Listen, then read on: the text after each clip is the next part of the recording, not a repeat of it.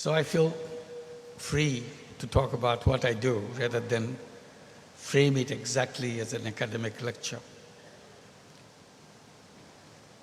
Not only I'm not a scientist, I'm also not a banker.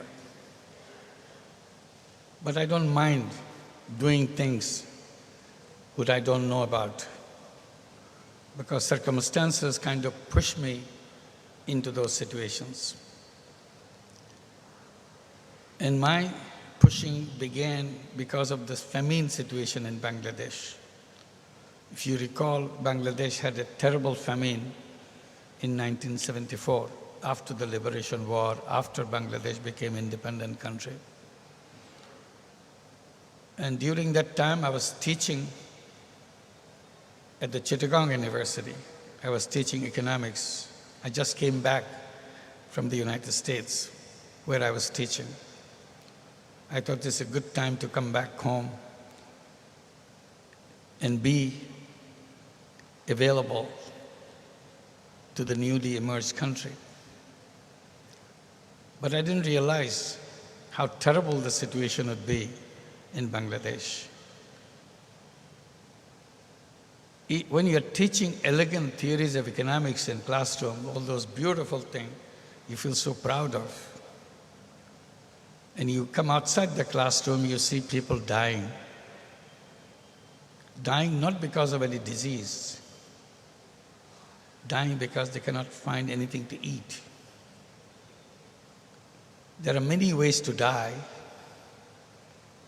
but dying just because you don't have anything to eat is the most horrible way to die. And that's what at our doorstep. So I felt terribly disenchanted with all the things that I teach in the classroom. I came to the conclusion that these are all make-believe stories. It has nothing to do with people's lives. And I didn't want to associate myself with something which has no meaning to the life of the people. And my ambition was very simple. I wanted to make myself useful to one single person each day. I thought that doesn't need any knowledge in economics. As a human being, I'm equipped for that. I don't have to have academic knowledge for that. So I did exactly that, looking at people, going around in the village, see, today, what can I do for at least one person? So I did a lot of tiny little things. And then I started discovering the village itself. I never learned about how people live in a village. It's next to the university campus, but the university is miles and miles away in reality than the village which is next door. Suddenly I felt that that village is the real university for me. I learned a lot. Then I saw loan sharking in the village. Horrible things every day. Tiny loans being given to people. And in exchange, you grab the whole life of that person in exchange for that money. You hear about loan sharking, but it's something very distant from your mind. But now I see face to face. And every time I see it, it outrages me. It pains me. And I have no way I can solve this problem. Suddenly it came to my mind, I cannot solve the problem of the world, but I can definitely solve the problem of a few people in this village. Why don't I do that? Why don't I lend the money to these people myself? If I lend the money, they don't have to go to the loan shark, and they will be free. And immediately I did that. I started doing that. The more I did that, the more people get excited about it. More people started coming to me to borrow more money from me. Who wants to go to the loan shark when it's so easy to get the money from me? So it became very popular in the village. That's good. I feel very happy about it. But after about a couple of months, I ran out of all my money. So I didn't know how to get more money to people. So I went to the bank to see if I can persuade the bank to lend money to poor people. Bank immediately said it cannot be done. The more they try to argue why it cannot be done, the more I get convinced it has to be done. I argue with them. I scream at them. They simply say it cannot be done. So I tried to meet all the big officials in hierarchy of the banking system to see if I can argue them into it. Impossible. They keep saying that poor people are not creditworthy. So after about 8 months of running around, I have another idea. I offered myself as a guarantor. I said, I'll be guarantor. I'll sign all your papers. I take the risk and you give the money. Now I spoke their language. They cannot throw me out of their window. So after several months, finally they accepted that. I was delighted that I finally opened the door of the bank. I was merrily signing papers after papers, taking money for the people in the village. And it was flourishing, expanding. But the bank became very concerned because it's getting too big. And they were absolutely sure it will collapse. I was absolutely sure it will go away miles from there. So there was a mismatch. Then I thought, why don't I create a bank so that I don't have to go to these banks anymore? So that took several years. The whole thing began in 1976. We became a bank in 1983. And we are so delighted now we have our own bank. Today, that bank has grown quite a big bank, into quite a big bank. It's called Grameen Bank. It works all over Bangladesh. It has more than 2,600 branches, over 8.5 million borrowers, mostly women, 97% women.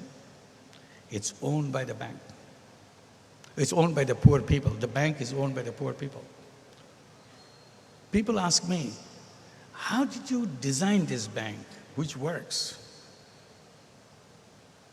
You said you don't have any background in banking. I said, that's the best advantage I ever had. I knew nothing about banking. That way it became easy for me to create a bank which works differently. Because if I knew banking, then every time I have to follow what I learned. Now I didn't have to follow anything because I didn't know anything. So I created it in my own way. But still they keep asking, how did you design each of the steps? Did you have to do a lot of research? I said, no, I'm not a research guy. I just go and do things. Whenever I needed a procedure, I needed a rule, I just look at the conventional banks, how they do it. Once I learn how they do it, I just do the opposite. And it works. They go to the rich people, I go to the poor people. They go to men, I go to women. They want to work at the city center, I go to the remote village. They want collateral, I said, forget about collateral. If you have collateral, it will never reach to the poor people because they don't have any collateral. So we created a bank without collateral. Since we don't have collateral, we don't need any lawyers because there is no legal instrument between the lender and the borrower. Since we do not have any legal instrument, we don't have any lawyers in the bank. We are the only lawyer-free bank in the whole world. It doesn't need it. Interesting thing, it works. For years and years it has been working, it's been copied, it's been repeated almost every single country in the world. We are invited to do it in the United States. In 2008, we began. Now we have 8 branches in New York City. with over 25,000 borrowers, 100% women, all of them women. And we follow exactly the same system that we follow in Bangladesh in the village. So it's the same methodology works in the village in Bangladesh, works in the city center of New York City. And 100%, near 100% repayment is 99.6% repayment in New York City. Then other cities have started inviting us to start Grameen program. So we have 2 branches in Los Angeles, 2 in San Francisco, and in Omaha, Nebraska, Charlotte, North Carolina, in Houston, in Indianapolis, and so on. So it's expanding. So irrespective of which country it is, still it works. While we are doing this microcredit, we see other problems of the poor people. One of the first problems I saw personally is the night blindness among the children and the families of Grameen families. Children cannot see at night. So I talked to the doctors, what is this problem? They told me this is called night blindness. How do you cure them? This is vitamin A deficiency. If you give them to eat vegetables, they will get vitamin A and this will be cured. Or you give them vitamin A tablet. I took the vegetable option. So I started encouraging all the borrowers to grow vegetable. They complained that they don't find seeds for that. So we started selling seeds. We started putting all seeds in 1 taka or 1 rupee packet, a 50 paisa packet, and sell the seeds to the borrowers of Grameen Bank. And it became a very popular item. Everybody loved those seeds. Everybody wanted to grow vegetable. And other villagers wanted the same seeds, so we started selling the same seeds to other villages. As Grameen Bank grew, our seed business grew. At one point, we became the largest seed seller in the country. And in the process, night blindness disappeared from the country.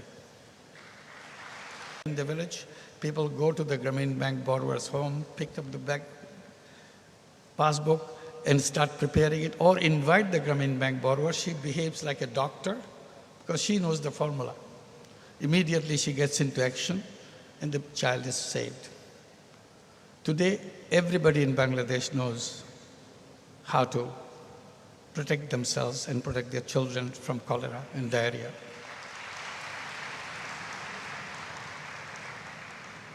One of the first things that hit me in the village when I was doing this microcredit, trying to explain to women who are very reluctant to take the money because they are not sure what it is, what does it mean. They never did any business in their life, never handled money in their life. The thing that struck me, there is no sanitation in any village, no latrine whatsoever. Neither for the poor, not the middle income, not the rich people. Nobody has any latrine. And we started explaining to the Grameen Bank borrowers that it's very important to have latrine. Otherwise, diseases will keep spreading all over the village. But they said, this is how we live. We have no problem. I said, you have problem. Tried to explain how important it is. Sanitation is important, but nobody paid any attention. We came up with an idea. We made a rule. If you want to join Grameen Bank, you have to dig a hole and use it as a pit latrine. If you don't do that, you don't have the eligibility condition fulfilled.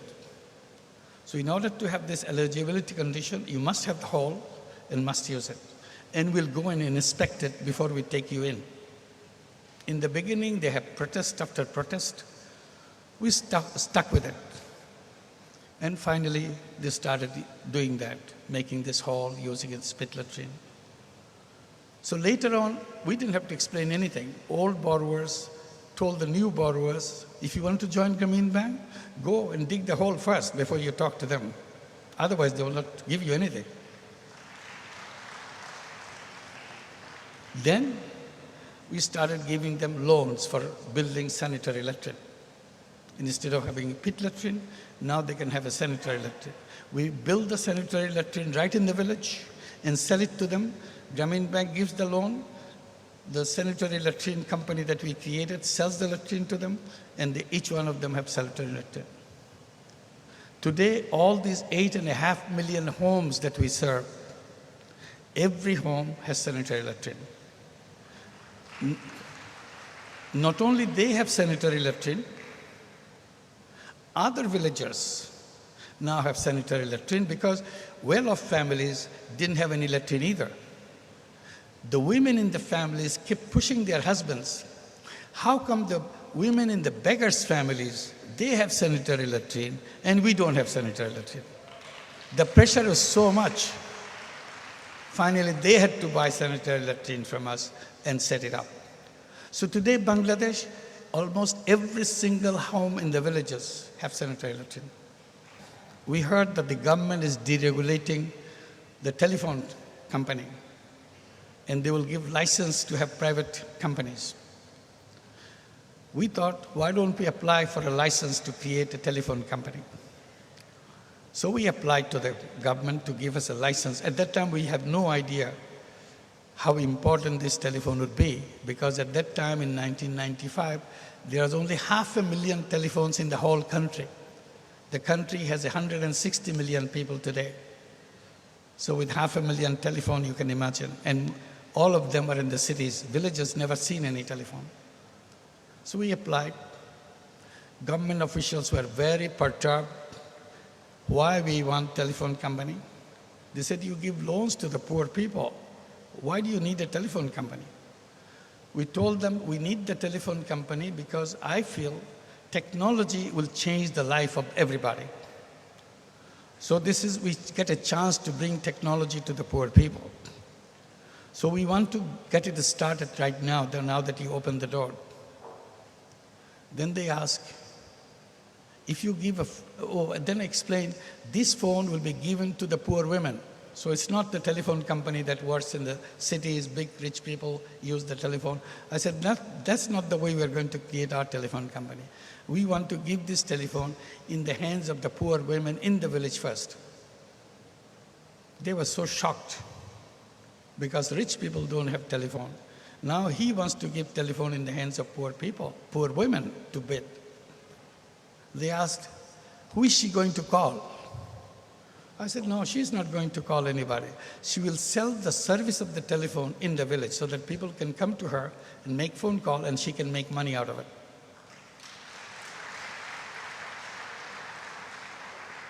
They were really, really shocked.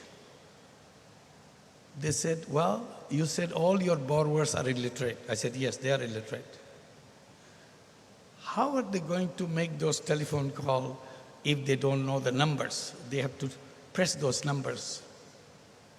I didn't expect that question. Then I said, look, the borrowers that we work with, they are totally illiterate, that's true. But they are not stupid. If pushing these numbers can make a change in their life, they will think differently. There are only 10 numbers in the whole world. If pushing these numbers bring money for them, they will learn these 10 numbers in 10 minutes. We saw in Bangladesh, as we go around in 1970s, 1980s, after sun goes down, the whole country becomes dark because there is no electricity. Only 1/3 of the people, about 70% of the people have no electricity whatsoever. Only 30% of the people have electricity, 1/3 of the population, roughly. So it's a very sad thing to go there and see dim lights coming from kerosene lamps, nothing else in the village.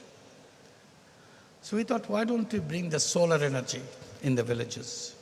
I talked to the solar energy experts. They gave all the theory, all the science behind it, and warned us that it's expensive, it's not good for Bangladesh. It's good for Europe, but not good for Bangladesh. I said, who said so? It's all question of how we bring it to them. Technology is technology. It's a question of doing it in a way it makes sense to people. So I thought we could bring solar home system. So we created a company about 18 years back to start selling solar home system, called it Grameen Shakti. And we created many of those businesses in Bangladesh, more than 60 companies we created. One, science alone cannot do everything. Technology alone cannot do everything. It depends who is designing the technology. I said, if the technology designer put the picture of a poor woman in front of the desk, that I'm creating this technology to make her life better, he would have created a completely different technology than what he designs today. Because today he has in front of him how much profit will soar if he designed this particular gadgets or particular technology for the people. So it's a very different orientation. So that's where the social business idea comes in. The last point I would like to make is unemployment. It's a huge problem in Bangladesh and everywhere. Now it's catching up in Europe. Many European countries have a high level of youth unemployment. Spain has 48% youth unemployment.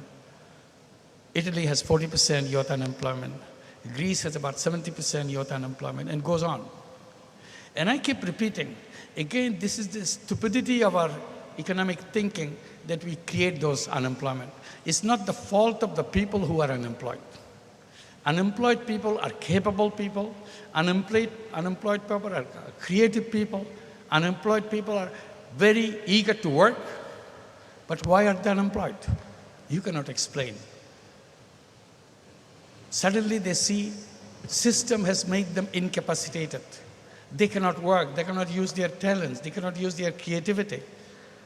Theory has paralyzed them. And I keep telling, I don't understand this. Should the theory punish human being?